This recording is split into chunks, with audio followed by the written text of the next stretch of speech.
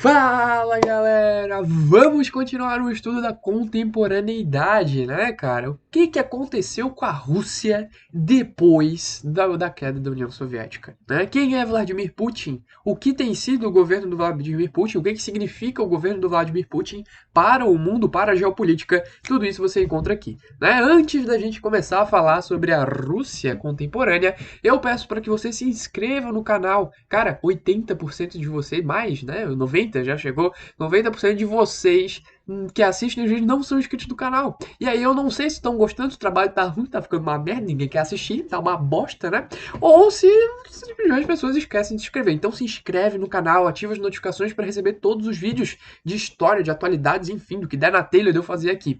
Beleza? Curte o vídeo, compartilha com os amiguinhos e vamos embora estudar a Rússia contemporânea, né? Com as cores aí da bandeira da Rússia, óbvio, né? Tudo temático aqui, é tudo planejado, obviamente.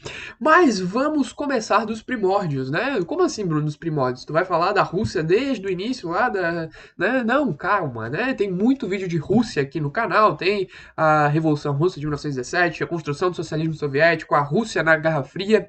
E aí, cara, quando termina a Guerra Fria, a União Soviética acaba, não tem mais como se sustentar, a Rússia tá ruim das pernas, né, financeiramente. Quem vai ascender ao poder é esse cara que vocês estão vendo aí dos cabelos revoltos, é o Boris Yeltsin, né? O Boris Yeltsin, que vai ser o primeiro presidente, o primeiro líder da Rússia pós, né, período soviético, né? Ele que vai ficar aí praticamente a década de 90 toda. E é ele que vai fazer, cara, as principais reformas, tá, galera?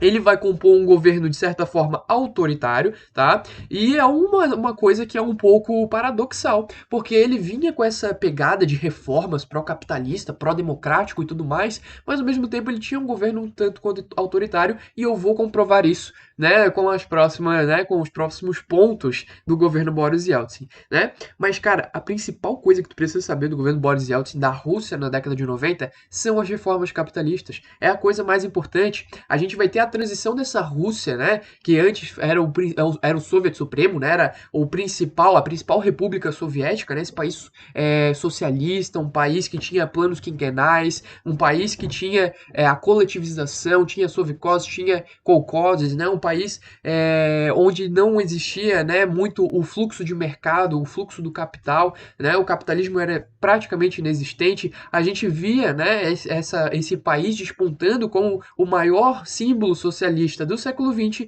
se tornando, cara, no governo do Boris Yeltsin, a principal, né, a principal eu não digo, mas um grande, né, símbolo do capitalismo pós-soviético, tá? Então a gente vai ter aí esse país, né, a grande Rússia, né, o grande urso, né, da Ásia, da Europa, se tornando um país capitalista. E o Boris Yeltsin vai ser o cara que vai fazer essas reformas. Ele vai transformar a economia da Rússia numa economia de mercado. A gente vai ter dificuldades iniciais, tá?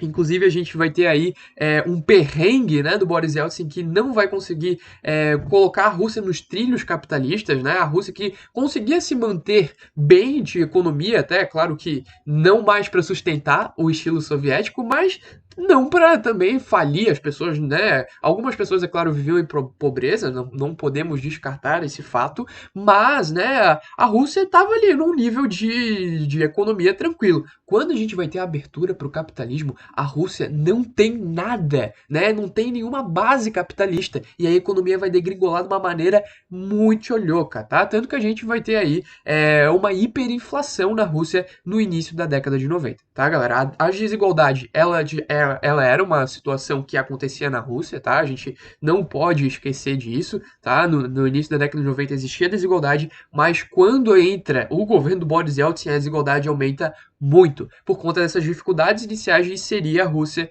nessa economia de mercado, beleza?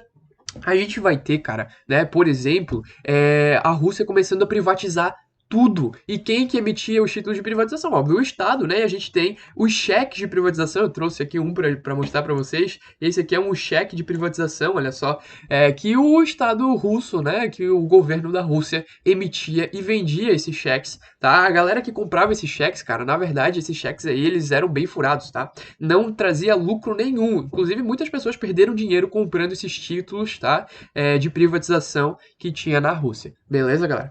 Uma coisa que vai acontecer no governo Boris Yeltsin, que é assim marcante, né, para a década de 90, vai ser a crise institucional de 93. Quando a gente vai ter, cara, o presidente começando a bicar com o legislativo na Rússia, tá? Porque antes a gente tinha um alinhamento, tá? O Soviet Supremo, né, que seria essa esfera legislativa, ele entrava de acordo com o líder, né, com o líder da Rússia, que foi aí, né, claro, Brezhnev, Khrushchev, o próprio Stalin, mais tarde o Gorbachev, né, claro, mas a gente tinha um alinhamento socialista, às vezes algumas dissidências, mas nada de muita, né, muita tensão. Cara, quando entra o Boris Yeltsin, ele vai criar uma tensão, uma crise institucional gigante, cara. Isso daqui vai virar noticiário, sabe? E nos outros países, de tão louca que foi essa crise institucional. Basicamente, o que que vai acontecer? Uma batalha de poder, tá?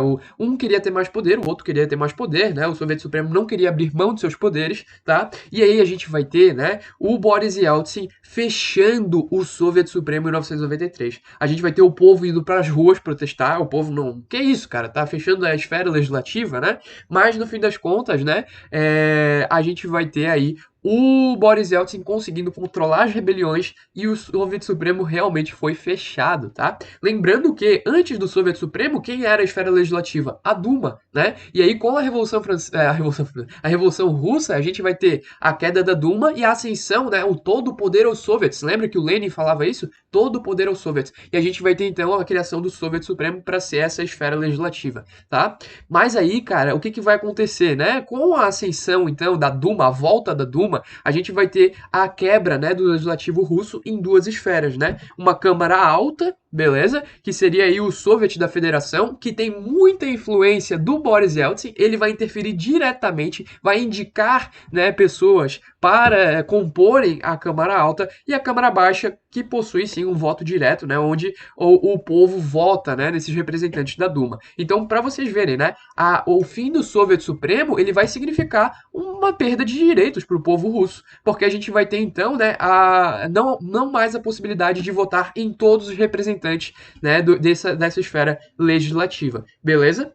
O que que vai acontecer? Agora o Boris Yeltsin ele tem mais poderes sobre a esfera legislativa, inclusive ele pode demitir o primeiro-ministro, se ele quiser, ele pode até mesmo dissolver a Câmara Baixa, ele pode dissolver a Duma na hora que ele quiser. Ou seja, né, mostrando para vocês que eu não tava de brincadeira, né? Realmente vai ser um governo com detalhes autoritários aí, beleza? O que que vai acontecer? Ao longo daí da década de 90, a gente vai ter o Boris Yeltsin participando da Guerra da Chechênia, que tem vídeo exclusivo para isso no canal, não vou comentar aqui, né, muito, mas enfim, é a Rússia, cara, tentando controlar os seus territórios, tentando anexar mais territórios, tentando manter a sua influência geopolítica, tá? Porque a Rússia, cara, na época da União Soviética, era o maior país ali da Europa Oriental, tá? E aí, cara, quando acaba a União Soviética, a gente vai ter a Rússia perdendo um pouco de prestígio, né? Ah, perdeu a Guerra Fria, tudo mais. E aí, com né, o governo do Boris Yeltsin vai falar, não, cara, a gente ainda é fodão, a gente ainda consegue controlar a Europa Oriental toda. E a gente vai ter, então, né, essa tentativa de manter mais territórios, agregar mais territórios. Né? E a gente vai ter então a guerra da Chechênia sendo um desses exemplos. O Boris Yeltsin vai ser contra a intervenção da OTAN na guerra do Kosovo. Ele achava que a Iugoslávia podia fazer o que quisesse lá no massacre que foi a guerra do Kosovo, tá? Então ele era contra as intervenções. E ele, cara, vai renunciar em 1999. Por que que ele renuncia em 1999? Porque ele estava dodói, tá? Ele vai ter problemas de saúde e ele vai acabar renunciando. Ele também estava sofrendo muitas pressões, a Rússia vai passar por períodos de estagflação, tá? Ou seja, uma estagnação econômica aliada à hiperinflação. A gente vai ter aí desemprego, a gente vai ter desigualdade social, o povo não aguenta mais, o povo está passando fome. E aí a gente vai ter na Rússia, né, essa questão de muitas pressões internas que vão fazer com que o Boris Yeltsin, esse governo que seria essa nova roupagem, né, da Rússia em um mundo, né, multipolar, um mundo capitalista, onde a Rússia então teria o seu presidente sofrendo muitas pressões e acaba renunciando em 1999 por questões de saúde, né, é o que ele alega. Mas a gente sabe que também ele sofria muitas pressões internas e políticas, tá bom? Quem vai assumir? É claro, né? O seu braço direito, o seu. Nossa, quem aprendeu com o Boris Yeltsin, ele foi o pai político dele mesmo, Vladimir Putin. Para tu saber tudo sobre a era Putin, assiste a próxima aula. Beijão, te vejo lá. Valeu!